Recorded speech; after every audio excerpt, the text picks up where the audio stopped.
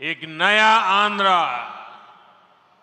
अमरावती वो धरती है जहां परंपरा और प्रगति दोनों साथ चलते हैं, जहां बौद्ध विरासत की शांति भी है और विकसित भारत के निर्माण की ऊर्जा भी है।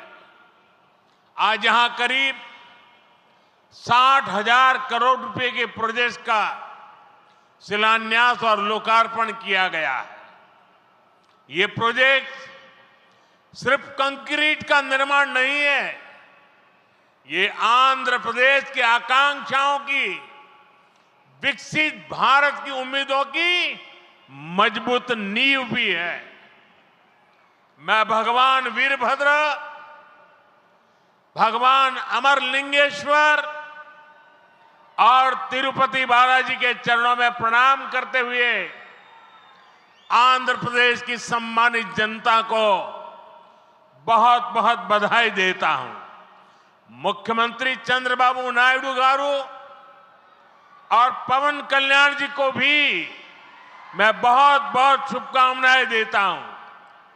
అమరావతి అనే పుణ్యభూమిపై ఈ రోజు నేను నిలబడి ఉన్నప్పుడు నాకు కనిపిస్తున్నది ఒక నగరం మాత్రమే కాదు, నాకు ఒక కల నిజమవుతుంది అన్న భావన కలుగుతుంది.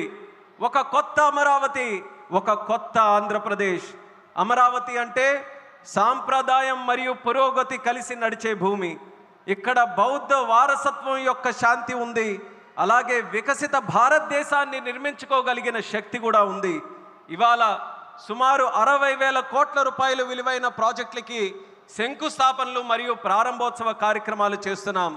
ఇవి కేవలం కాంక్రీట్ నిర్మాణాలు మాత్రమే కావు, ఇవి ఆంధ్రప్రదేశ్ ఆశలకు మరియు వికసిత భారతదేశ ఆశయాలకు ఒక బలమైన పునాది వేయబోతుంది.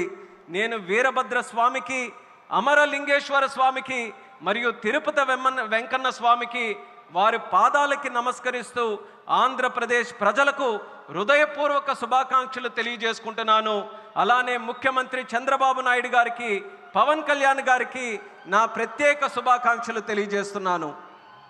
साथियों, हम सब जानते हैं इंद्रलोक की राजधानी का नाम अमरावती था और अब अमरावती आंध्र प्रदेश की राजधानी है।